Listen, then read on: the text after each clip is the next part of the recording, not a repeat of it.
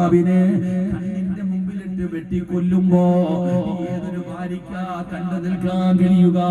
അവിടുന്ന് നിലവിളിച്ചുകൊണ്ട് ചാടി എഴുന്നേൽക്കുമ്പോ ഉസ്മാൻ തങ്ങളെ വിളിക്കുന്നു, നായിരാ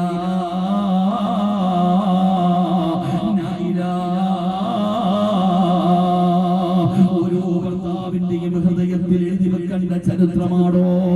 ഉസ്മാൻ തങ്ങളെ ശത്രുക്കളെ കൊല്ലാൻ വേണ്ടി വാള് കൊണ്ട് വെട്ടുമ്പോ നിലവിളിച്ചുകൊണ്ട് ചാടി എഴുന്നേറ്റ് നിന്ന് കരയുന്ന ഭാര്യയോട് മഹാനായ ഉസ്മാൻ റളിയല്ലാഹു തആല അൻഹു പറഞ്ഞതെന്തെന്നറിയോ? നായിരാ,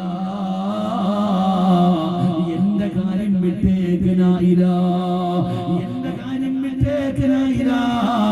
അവരെന്ത് വേണമെങ്കിലും എന്നെ ചെയ്യട്ടെ നായിരാ, എനിക്കതിൽ സങ്കടമില്ല, എനിക്കതിൽ വിഷമമില്ല. എന്തേ കാരണമെന്നറിയോ? ഉസ്മാൻ റളിയല്ലാഹു തആല അൻഹുവിന്റെ ഭാര്യയായ നായിലാ ബീവി റളിയല്ലാഹു തആല അൻഹ ചാടി എഴുന്നേറ്റപ്പോ തലയിലിട്ടിരുന്ന തുണിയൊന്ന് പുറകിലേക്ക് മാറി. പെങ്ങളെ, ഉസ്മാൻ തങ്ങളുടെ ഭാര്യയുടെ തലയിലിട്ടിരുന്ന ഷാളുണ്ടല്ലോ, അതൊന്ന് പുറത്തേക്ക് മാറി. കുറച്ചു മുടി ഇങ്ങനെ വെളിയിലേക്ക് കിടക്കുകയാ, ഇത്തിരി കുറച്ചു മുടി ഇങ്ങനെ പുറത്തേക്ക് കിടക്കുകയാ. കല്യാണ വീട്ടിലല്ല, ആഘോഷത്തിന്റെ വേളയിലല്ല, പ്രിയപ്പെട്ട ഭർത്താവിനെ വീടിന്റെ അകത്തേക്ക് വെട്ടി നുറുക്കുമ്പോ പറ്റാതെ നിലവിളിച്ചെണ്ണിച്ച ഭാര്യ, കരയുന്ന ഭാര്യയുടെ തലയിലിട്ടിരുന്ന ഷാളൊന്ന് മാറിയിട്ട് അല്പം മുടിയെന്ന് പുറത്തേക്ക് കിടക്കുന്നത് കണ്ടപ്പോ ഉസ്മാൻ തങ്ങൾ പറഞ്ഞു, നായിരാ, നിന്റെ ഔറത്ത് അന്യ പുരുഷന്മാര് കാണുന്നു നായിരാ, നിന്റെ ഔറത്ത് അന്യ പുരുഷന്മാര് കാണുന്നു നായിരാ. അല്ലാഹുവിനെ പേടിക്കനായിരാ, അല്ലാഹുവിന്റെ മുമ്പിലും മറുപടി പറയാൻ എനിക്ക് ഭയമാണ് നായിരാ. അതുകൊണ്ട് ഔറത്ത് മറയ്ക്ക്, തലയിലെ തുണി നേരെ പിടിച്ചിടനായിരാ.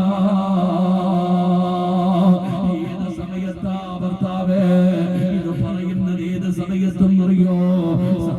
ശത്രുക്കളെ വീടിന്റെ അകത്ത് വെച്ച് ഉസ്മാൻ തങ്ങളെ കൊല്ലുന്ന സമയത്താണ് തന്റെ ഭാര്യയുടെ ഭാഗത്ത് നിന്നൊരു പിഴവ് സംഭവിച്ചപ്പോ ആ പിഴവ് പോലും ഉസ്മാൻ തങ്ങൾ ഓർമ്മപ്പെടുത്തിയത് അവസാനം പരിശുദ്ധമായ ഖുർആൻ നെഞ്ചിലേക്ക് ചേർത്ത് പിടിച്ചിട്ടാണ് ഉസ്മാൻ തങ്ങൾ ലോകത്തോട് വിട പറഞ്ഞത്. അതുകൊണ്ട് എന്റെ പ്രിയപ്പെട്ടവരോട് പറയുകയാ, ഒരു തെറ്റ് കണ്ടാ തിരുത്തണേ, മിണ്ടാതെ നടക്കരുത്, മിണ്ടാതെ നടക്കരുത്. അവരായി അവരുടെ ഭാര്യ, അവരായി അവരുടെ കാര്യമായി എന്ന് പറഞ്ഞ് നിസ്സാരമാക്കല്ലേ. അല്ലാഹുവിന്റെ റസൂൽ പറഞ്ഞ് തെറ്റ് കണ്ടാ തിരുത്തണേ, തെറ്റ് കണ്ടാ തിരുത്തണേ. പടച്ചവനെ, അത് ഈമാൻ ഹൃദയത്തിൽ എഴുതിയവരുടെ സ്വഭാവമാണെന്ന് അല്ലാഹുവിന്റെ വിശുദ്ധ ഖുർആൻ. വീടിന്റെ അകത്ത് കയറിയിട്ട് വെട്ടിക്കൊല്ലുമ്പോ ഭാര്യ ഇത് കണ്ടിട്ട് ചാടി എഴുന്നേറ്റ് വെപ്രാളപ്പെട്ടുകൊണ്ട് കരഞ്ഞപ്പോ തലയിലെ തുണി ഇത്തിരി പുറകോട്ട് മാറിയിട്ട് മുടി ഇങ്ങനെ പുറത്തേക്ക് വീണു. ഉസ്മാൻ റളിയല്ലാഹു തആല അൻഹു ആ മരിക്കുന്ന വേളയിലും തന്റെ ഭാര്യയോട് പറഞ്ഞു, എന്റെ കാര്യത്തിലേക്ക്, എന്റെ വിഷയത്തിൽ എനിക്ക് പേടിയില്ല, നിന്റെ വിഷയത്തിലായി എനിക്ക് പേടി. പെണ്ണേ, നിന്റെ ഔറത്ത് അന്യ പുരുഷന്മാര് കാണുന്നു, നിന്റെ തല മറയ്ക്ക്, നിന്റെ ഔറത്ത് മറയ്ക്ക്, എനിക്ക് അല്ലാഹുവിനെ പേടിയാ. അല്ലാഹു നമുക്ക് ഈമാൻ നൽകുമാറാകട്ടെ. ആ മരിക്കുന്ന സമയത്ത് പോലും തന്റെ ഭാര്യയുടെ തെറ്റ് തിരുത്തി കൊടുത്തു, തന്റെ ഭാര്യയുടെ തെറ്റ് തിരുത്തി കൊടുത്തു. പടച്ചോനെ, ഇന്ന് ഭാര്യയാരുടെ പെണ്ണുപിള്ളയുടെ പോലെ ഒന്ന് കാണുന്നു, നമ്മളുടെ മക്കളുടെ വസ്ത്രധാരണയിൽ കാണണം. ഒരു വാപ്പയും ഒരു ഉമ്മയും അധികം പേരും മിണ്ടുന്നില്ല, അവർ ഉപദേശിക്കുന്നില്ല. അതിന്റെ ഭവിഷ്യത്ത് മനസ്സിലാകുന്നത് നാളെ അല്ലാഹുവിന്റെ കോടതിയിൽ പോകുമ്പോ അല്ലാഹുവിന്റെ മുമ്പിൽ പിടിച്ചു നിർത്തിയിട്ട് പറയും, എന്നെ പിഴപ്പിച്ചത് എന്റെ വാപ്പയാ, എന്നെ പിഴപ്പിച്ചത് എന്റെ ഉമ്മയാ, ഞാൻ തെറ്റ് ചെയ്തപ്പോൾ എനിക്ക് അറിയില്ലായിരുന്നു, ഇവരെന്നെ നന്നാക്കിയില്ല.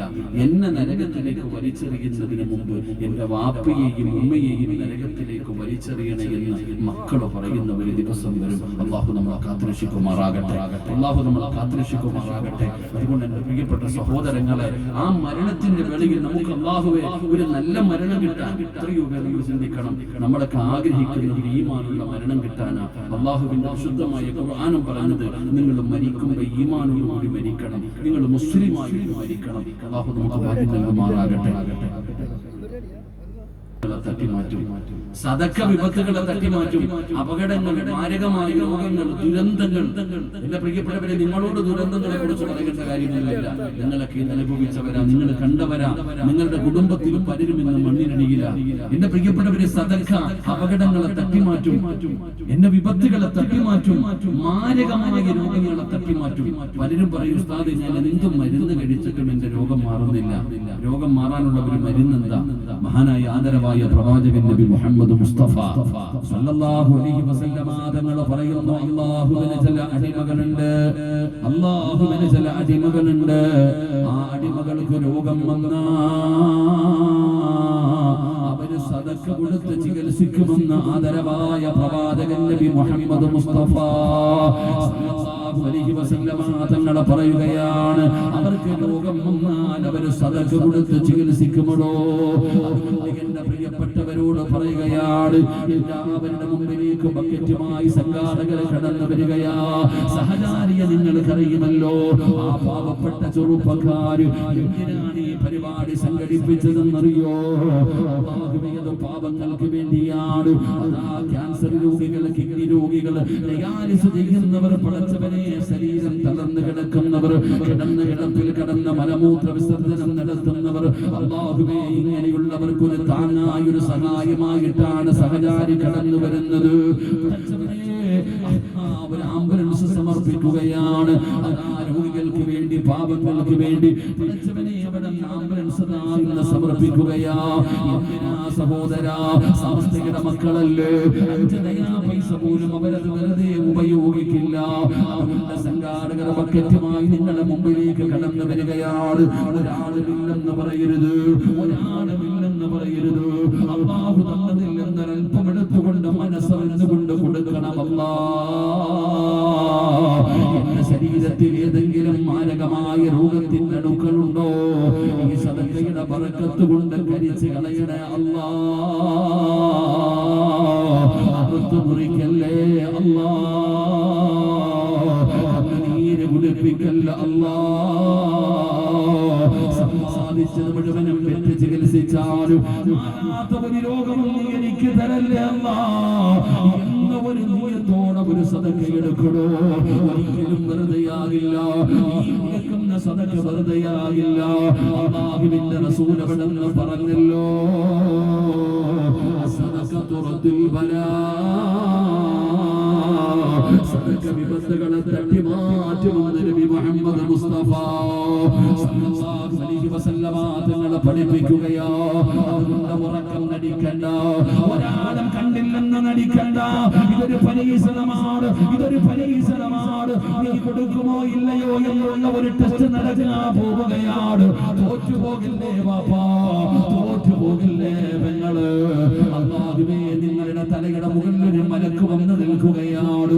ഈ സംഘാടകരുടെ ബക്കറ്റുമായി നിങ്ങളുടെ മുമ്പിലേക്ക് കടന്നു വരുമ്പോ തലയുടെ മുകളിൽ ഒരു മലക്ക് നിൽക്കുകയാണ്.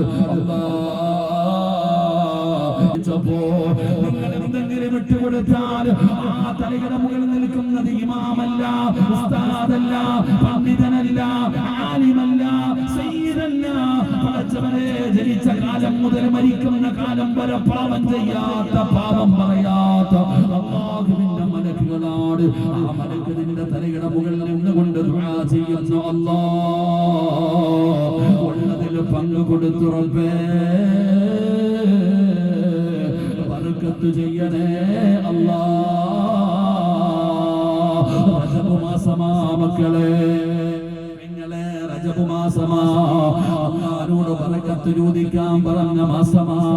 അല്ലാഹുമ്മ ബാരിക് ലനാ ഫീ റജബിൻ വശഅബാൻ, ബർക്കത്ത് ചോദിക്കാൻ പറഞ്ഞ മാസമാണ്. അതുകൊണ്ട് പടച്ചവനെ, മലക്ക് തലയുടെ മുകളിൽ കാത്തു നിൽക്കുകയാണ്.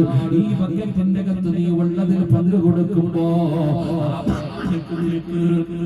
ആ മലക്ക് നിനക്ക് അനുകൂലമായിട്ട് ദുആ ചെയ്യുകയാണ്, അനുകൂലമായിട്ട് ദുആ ചെയ്യുകയാണ്. അല്ലാതെ നീ കൊടുക്കാതെ ഇരുന്നാൽ അല്ലാഹു തന്നത് പിടിച്ചു വെച്ചാ മലക്ക് പറയുന്നു, ഇവൻ പിടിച്ചു വെച്ചതുപോലെ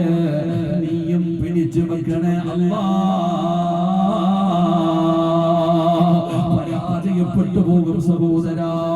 അതുകൊണ്ട് മനസ്സറിഞ്ഞുകൊണ്ടൊരു സദഖ എടുക്കൂ. റബ്ബേ കൈവിടല്ലേ അല്ലാഹ്.